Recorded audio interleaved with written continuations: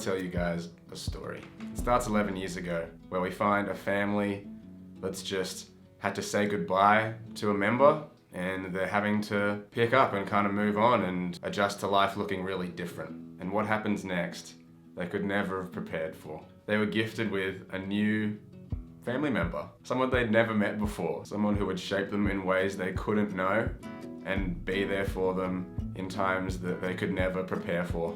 And somehow this amazing individual would leave his mark on every single family member. This family I'm talking about is actually my family. 11 years ago, we were gifted with this bundle of joy and goodness and fluff, and his name was Buddy. He's been living with my youngest sibling for the last 18 months, living it up. She adores that dog. We all do. He's truly been there, like I said, for my family, and yeah, always there.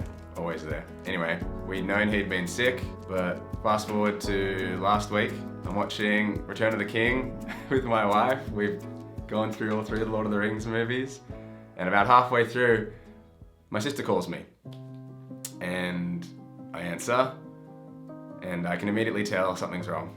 Something's happened to Buddy, and he wasn't looking good. We're in lockdown here in Sydney, so I was left with a real moral dilemma of wanting to see my dog because he was potentially going, but that would mean, risking a huge fine of $3,000 to $5,000, which, to be fairly transparent, my wife and I can't afford right now. So I was really torn for about 10-15 minutes, I reckon. I went into the bedroom and I was like, God, I don't know what to do. I can't not be there. What do I do? Bless my wife, she called Service New South Wales to find out whether I had a case. Turns out I did, so I started driving. It's about 40 minutes from my place to my sister's place, and about halfway through the drive it really dawned on me. I was like, God, please let me get there. Please let me say bye to my boy. So I finally get there and I get out of the car, and my dad's standing there at the front door. He and my mum had arrived a little earlier because they live a little closer. And I ask, is Buddy gone? And he said, yeah, he's gone. He went about 15 minutes ago. And I said, damn. Pretty calmly still. And I walked up the stairs and I walked down the corridor, and as I'm walking down the corridor, I said, hey everyone, I'm sorry I'm late. And I just broke down. I'd missed him. And everyone kind of got out of the way and let me go down to him and, say goodbye or just, touch him and be with him. And I just put my hands on him and I just put my head onto his, and I just kept saying, I'm sorry. Just over and over, I was like, I'm sorry I didn't make it. I'm sorry I wasn't here for you. To make the story a little sadder, I'd actually organised with my sister to meet up with them the next day. We were going to meet up because he had a vet appointment. And I was really looking forward to it, and I'd put in my calendar, walk with Buddy, love heart emoji. And the next morning, I opened my calendar, I saw it, and I just wept. I wept. I hadn't seen him in like 2-3 months. I was so looking forward to seeing him. And so in classic melancholic Paul fashion, my wife and I, we went to the park where we were supposed to meet. I wanted to keep the date.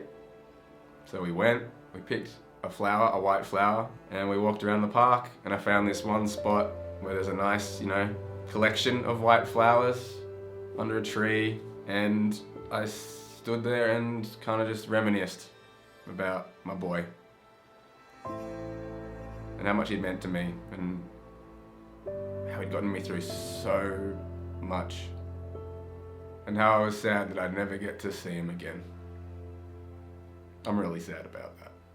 It was a really sad night for me and my family.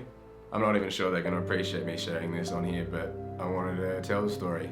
I wanted to grieve, and this is part of my grieving. That dog saved my family.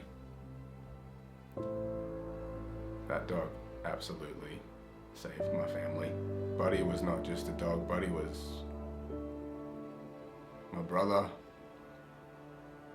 And for a long time, he was my best friend.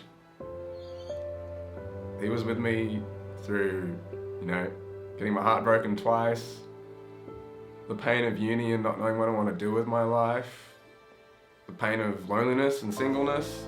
He was always there. He was that constant. I could always go and just lie down on him, give him a big cuddle, and he would just be there and he would just listen. I wish I could give him a final hug and a kiss and see that gorgeous smile. But I'm glad that I went. I'm glad I kept the date. It gave me a level of closure that I think avoiding situations like that, dealing with the memories of those that we've loved that are gone, I think we need to embrace those. We need to acknowledge them, respect them, so we can slowly, over time, move on. I wanted to make this video mainly because it's been really interesting to me the last week with the specific things I've been grappling with. I've been grappling a lot with being late and not being there for him. And upon reflection, I think a lot of that's been because Buddy ran away a lot when we had him, when we were all living together. And every time he'd run away, I'd typically be the first person to run out the house or jump in the car and try and find him. And every time I did, every time I could find him, he was never too far away. I was never late. I was always on time to find him and bring him home. And being late that final time and missing out, being able to say goodbye in that way has been really hard for me. He's in a place where I can't find him anymore. I can't bring him home. I don't want this video to be all sad. I want it to be encouraging for you. I want you to come away from this having learnt something. And the thing I'm wanting to impart is that saying goodbye is hard. I don't think you can move on without saying goodbye. If there's any situation in your life where that's a thing, I would encourage you to, as painful as it will be, walk towards it, confront it and deal with it, which is a weird thing because that's not the natural human thing to do. We want to avoid pain, but it's really important that we do. It's okay to feel the hurt.